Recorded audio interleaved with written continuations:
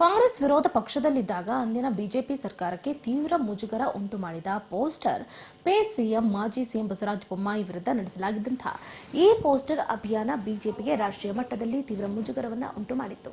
ಅಷ್ಟೇ ಅಲ್ಲದೆ ರಾತ್ರೋರಾತ್ರಿ ನಗರದ ಹಲವು ಕಡೆಗಳಲ್ಲಿ ಪೇ ಸಿಎಂ ಪೋಸ್ಟರ್ ಪತ್ತೆಯಾಗಿದ್ರು.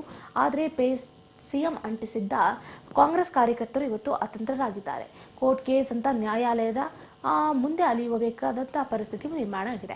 ಇನ್ನು ಪೇ ಸಿಎಂ ಪೋಸ್ಟರ್ ಅನ್ನು ಸಾಕಷ್ಟು ಕ್ರಿಯೇಟಿವ್ ಆಗಿ ಮಾಡಲಾಗಿತ್ತು.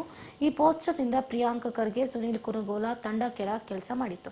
ಈ ಪೋಸ್ಟರ್ಗಳನ್ನು ಗೋಡೆಗಳಿಗೆ ಅಂಟಿಸಿದ ಆರೋಪದ ಮೇಲೆ ಕಾಂಗ್ರೆಸ್ ಸಾಮಾಜಿಕ ಜಾಲತಾಣ ವಿಭಾಗದಲ್ಲಿದ್ದ ಸಂಜಯ್ ವಿಶ್ವಮೂರ್ತಿ ಸೇರಿದಂತೆ 5 ವಿರುದ್ಧ ಪ್ರಕರಣ ದಾಖಲಾಗಿತ್ತು. ಇನ್ನು ಕೆಎಸ್ ಹಾಕಿಸಿಕೊಂಡ ಯುವಕರು ಈ ಬಗ್ಗೆ ಕೆಪಿಸಿಸಿ ಅಧ್ಯಕ್ಷರ ಗಮನಕ್ಕೂ ತಂದರು.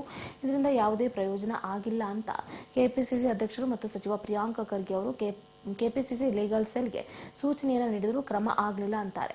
ಇನ್ನು ನ್ಯಾಯಾಲಯ ಅಲ್ಲದಾಡ್ತಾ ಇರುವಂತಹ ಯುವಕರು ಇದೇ ವೇಳೆ ತಮಗೆ ಆಗ್ತಾ ಇರುವ ಸಮಸ್ಯೆಗಳ ಬಗ್ಗೆ ಸಾಮಾಜಿಕ ಜಾಲತಾಣಗಳಲ್ಲಿ ಪೋಸ್ಟ್ ಹಾಕಿರುವ ಸಂಜಯ್ ಅನ್ನುವಂಥವರು ನ್ಯಾಯಾಲಯದಲ್ಲಿ ನಿಂತುಕೊಂಡಿರುವ ತಮ್ಮ ಫೋಟೋ ಹಾಕಿ ಸಾಮಾಜಿಕ ಜಾಲತಾಣದಲ್ಲಿ ಆಕ್ರೋಶವನ್ನು ವ್ಯಕ್ತಪಡಿಸಿದ್ದಾರೆ.